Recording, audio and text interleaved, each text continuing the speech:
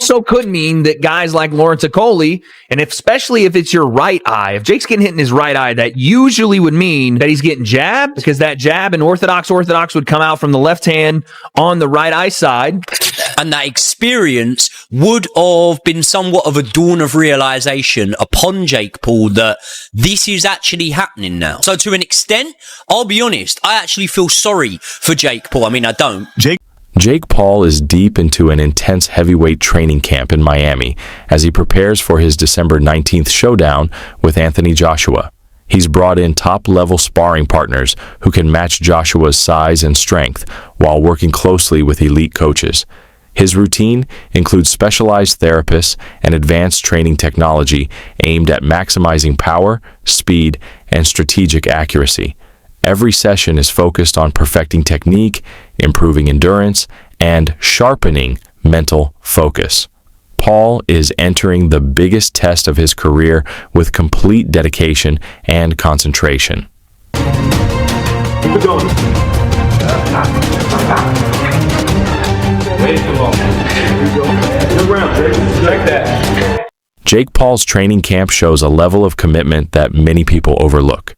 His coach explains that fans never see the hours of hard conditioning, technical drilling, and exhausting routines behind the scenes. Despite the physical and mental strain, Jake approaches each day with full determination. Preparing for a fighter like Joshua requires constant discipline, and Paul's dedication goes far beyond the spotlight. He trains with a seriousness that proves he's fully invested in performing at the highest level. Ranked Lawrence Okoli. That is who Jake Paul has been sparring with over these past few weeks. Trouble finding Hussein Mohammed early on. And a lot of you guys will know this because Jake Paul showed the bruises and marks on his face and said that it was Lawrence Okoli that had done that. And faces don't necessarily tell you how a spar went. Some guy can have blood all over him, he can have a busted up nose, but he still won the rounds in sparring. But I can only imagine that this week has been a very, very humbling experience for Jake Paul. In fact, the past few weeks will have been eye-opening for Jake Paul. A past few weeks where he has sparred the likes of Lawrence Okoli, of Jared Anderson, and of Frank Sanchez as well. And being that I have seen Jake Paul go life and death with Tommy Fury, you can guarantee you that Okoli, that Anderson, and that Frank Sanchez have basically manhandled Jake Paul in there. And that experience would have been somewhat of a dawn of realization upon Jake Paul that this is actually happening now. So to an extent, I'll be honest, I actually feel sorry for Jake Paul. I mean, I don't, because then I remember the 70 odd million that he's reported to be earning at the end of this fight. But you can't deny, right, that in a world where these almost fantasy fights and whatnot are making such a shitload of cash, that Jake Paul's probably being paid in line for this fight, actually. And the reason I say he's being paid in line is because I really don't think it takes a genius to work out where I'm going with my prediction for this fight. And that is obviously, no, in fact, drum roll, please.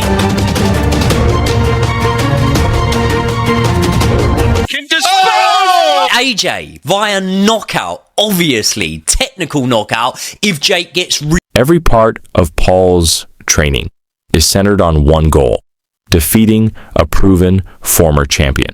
Analysts highlight that his mental preparation is equally as important as his physical workouts. Paul practices visualization, anticipates different scenarios, and tailors sessions to build confidence while improving weaknesses.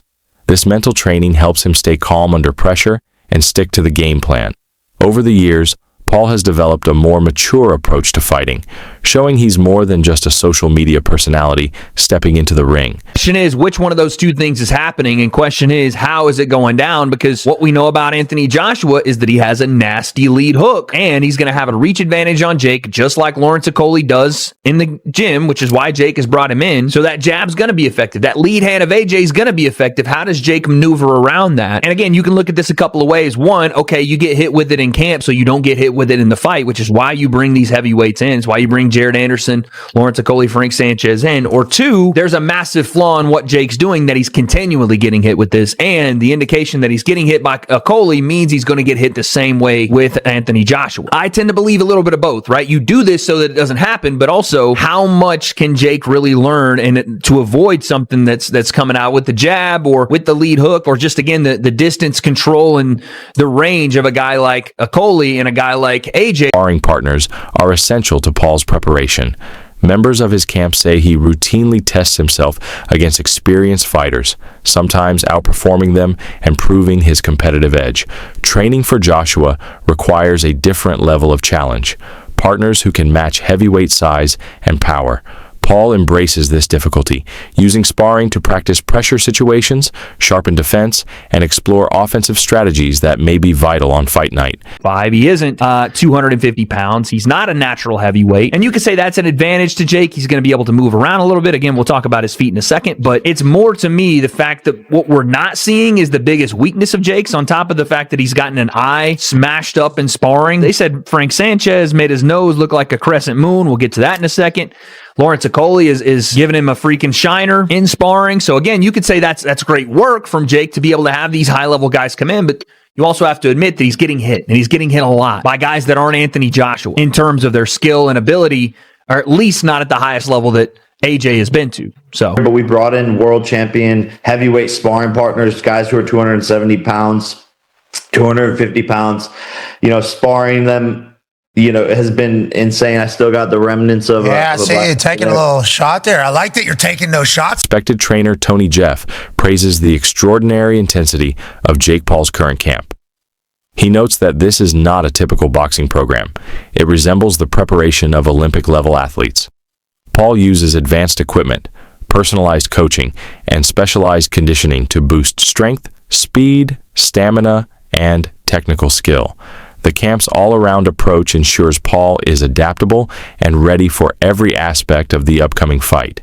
According to Jeff, this level of detail shows Paul's serious commitment to competing at the highest standard. I think it could go, honestly speaking, if Jake can last 3 rounds, in a way he's kind of won a mental victory, because I'll be real, I think everybody's expecting AJ to come there and blast them out in 1 round. But I think a moral victory would be if Jake just lands one stun punch on him. That'd be good enough for him, but kudos to Jake Paul for even doing this, because honestly speaking, I'm not going to lie to you, one of the greatest moments that I've witnessed in boxing history, and I know Jake Paul is obviously an influencer, and I'm a boxing fan, I love boxing, so this is a bit weird to say that this is quite a huge moment, but just when he came out last year, and he came out with his brother, and he came out and looked right now, I got goosebumps, because in that moment I said to myself, how can anybody watch this and not feel like dreams can't come true? He must even surprise himself looking at that and think to himself, how on earth am I even here fighting Mike Tyson? And one more thing, even speaking of that, I give him a lot of respect for not knocking out Mike Tyson, because he could have. And so I respect him for that. So against AJ, and for AJ as well, AJ gets a lot of flack, but at the same time, I think AJ's he's about 35, 36, 37 right now. He doesn't really have anything else to prove right now, so why not cash out with a big fight against... Veteran analyst Dan Rafael sees clear improvement in Paul's technique, conditioning, and fight awareness since his match with Tommy Fury. Although he acknowledges Paul's progress, he also warns that Joshua presents a major challenge. The key question is whether Paul can apply what he's learned under intense pressure. Another analyst notes that while confidence is important, overconfidence can be dangerous. Paul must stay grounded, focused, and realistic about the challenge ahead. And having Anthony Joshua in front of you, I really hope it doesn't go to that end, but it's a very, very dangerous fight. You actually just said that if the fight goes ahead, do you believe then that this fight won't go ahead? Because there's many people that do. I mean, I think it goes ahead, but I don't know what Jake Paul is thinking, to be honest, because you're talking about someone that is 2 times heavyweight champion of the world. Is someone that actually have got a one-punch knockout power. He understands range, he understands positioning, He understands how to set you up. He's a bigger man. He's a stronger man. I don't know where. For me, yes, I'm thinking the worst, but I want to be positive, and I really hope that both of them goes home safe with plenty of money. But looking statistically and the professionalism of the sport, I don't see the fight going past 2 rounds. Well, interestingly, when we're recording this show, it's been announced, and it'll come after, our show will come out afterwards, that Jake Paul is doing an announcement this afternoon at, I think, something like 2 o'clock our time. So who knows what that's likely to be. Interestingly, I spoke to Eddie Hearn when the fight was first announced to try and get the take of what this really was. And his belief, Eddie's belief, and whether you subscribe to Eddie's views on this, is that he genuinely believes that Jake Paul doesn't know what he's walking into, doesn't seem to have a regard for what he's walking into, is slightly deluded about it, thinks that Anthony's a bit chinny, and thinks he has a chance in this fight. Now, I don't know about you boys, but unless you've lived under a stone, you know that Anthony Joshua can punch. The only debate about Anthony Joshua is not the physicality of Anthony Joshua, it's the psychology of him. There's going to be no psychological damage to Anthony Joshua when he walks in against Jake Paul. This has jeopardy written all over it, doesn't it? I think from Jake Paul's side, I think Paul physically. Yeah, I think that Jake Paul though is actually deluded enough to believe that if he gets inside, that he's got. Is he? He must be, Simon. Otherwise, the fight wouldn't be going ahead. He truly believes that he's. Former champion Carl Froch highlights how high the stakes are for both fighters. For Joshua, any mistake could affect his legacy. For Paul, this fight is a chance to prove he belongs in the professional boxing world. Froch says this matchup represents a crucial moment where skill, pressure, and reputation come together. The outcome will strongly influence how both fighters are viewed in the future and what direction their careers take next. That was possible, but it is, and it's happening. And my initial thoughts were, Anthony's just going to blast him out as soon as he hits him. He's going to just punch his head in and knock him out. That was my initial thoughts. See what I was sitting ringside when Anthony Joshua annihilated Francis Ngannou. Now Ngannou's not a boxer, but he is a fighter. He's a big lump. He knows what it takes to take punches. He was a lot more than that going into the fight with Anthony Joshua. He'd just beaten, on my opinion, and knocked down Tyson Fury, who was champion at the time. So I don't think that fight is a close representation of what Jake Paul brings to the table, because Anthony Joshua was going into that fight against someone who looked like they just beat Tyson Fury. So although on paper Ngannou didn't have any credentials in boxing, he had the physicality, the size, the strength, and all of that cage fighting background to somehow put together an amazing 10 rounds with Tyson Fury and lose a close fight. So Anthony Joshua went into the Ngannou fight on his best form. He went into there with that fear factor where he didn't want the performance Tyson Fury had. He wanted to really impress. So he obviously tuned right in for that fight, and the results were clear to see. Is Anthony Joshua going to go into this fight with Jake Paul with the same mindset after seeing him beat on points a 58-year-old Mike Tyson? My opinion is no. I think he feels zero fear in this fight. He's in a unique situation where he's going into a boxing ring with someone he doesn't believe. Boxing analyst Joey Knight explains that Jake Paul's decision to face Anthony Joshua is not only about competition, it's also a smart business move. High-profile fights bring massive global attention, media coverage, and financial opportunities. By challenging a former champion, Paul is boosting his visibility and elevating his career. Knight points out that modern boxing involves both athletic performance and strategic career planning. I know they're getting a lot of money to be there, and it's easy work. But what is in that for Lawrence Okoli, Frank Sanchez, and Jared Anderson? Easy money. I don't know how much he'll be paying sparring partners. I assume to get those caliber of sparring partners in, it's got to be big money. Lawrence Okoli's got a fight coming up. If you're Joe Gallagher, you go spar Jake Paul. Is that going to help you? No, absolutely not. Are you going to get a bit of profile from it, perhaps? People are going to hear your name? Yeah. Does that help? I mean, we're going to spar with Kessler, and I've got 500 pounds or euros for the week. It was the hardest money I've ever earned in my life. How much did you learn from? Yeah, me, bundles. Yeah. What's Okoli learn? I don't get it. No. I mean, I do get it, the money. But when you got a fight coming up, I'm thinking, really? Are you going to get anything out of that sparring that's going to help you in your fight? Maybe you are. Maybe I'm just completely diminishing Jake Paul's ability, but I'm struggling. I really am. Fair play to Jake Paul. I mean... And you're right, there's a bit of a conflict there because Joshua used to manage him. Yeah, it was through 258, right? Yeah. But surely they're smashing him to pieces. Surely Jake's going, oh, what the fuck? This is fucking horrible. Every single one of those 3 fighters there could annihilate him in a round. Yeah, so are they not... Legendary announcer Michael Buffer talks about the cultural influence of the Paul brothers. He says Jake and Logan have brought a new generation of fans into boxing, creating excitement and expanding the sport's audience. Their ability to build storylines, generate hype, and attract millions of viewers has strengthened boxing's popularity. Buffer believes their blend of media presence and athletic development has played a key role in bringing fresh energy into the sport. You got Brian Norman Jr. all in the 154-pound category, so it's a tough division.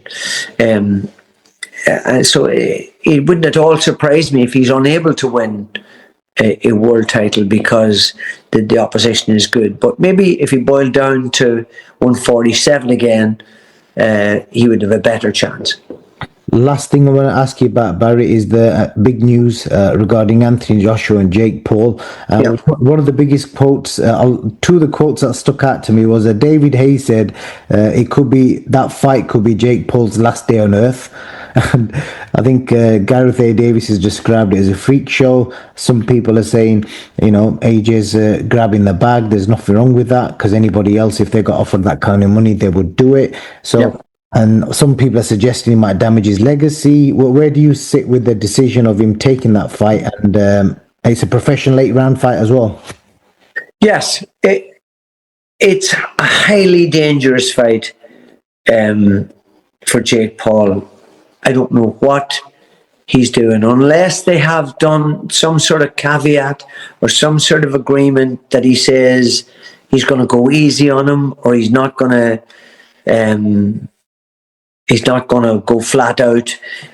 But, I've been tossing this up and down in my mind and trying to figure how and under God, when he had agreed to fight someone like Tank Davis, who is, several divisions below him, that's more like what Jake Paul does. And then he goes from there to fighting Anthony Joshua. I mean, just look at what happened to Francis Ngannou, who's a big, athletic, tough guy and had gone 12 rounds with Tyson Fury and given him a real ding-dong. And then he gets absolutely obliterated in a round and a half against Joshua. That shows you, despite the fact that he's been knocked out since by Daniel Dubois, who could knock out anybody, by the way, in any weight division or in any era of the heavyweight division. He's such a powerful guy; he could knock anybody out if he hits them properly. But it just seems utter madness.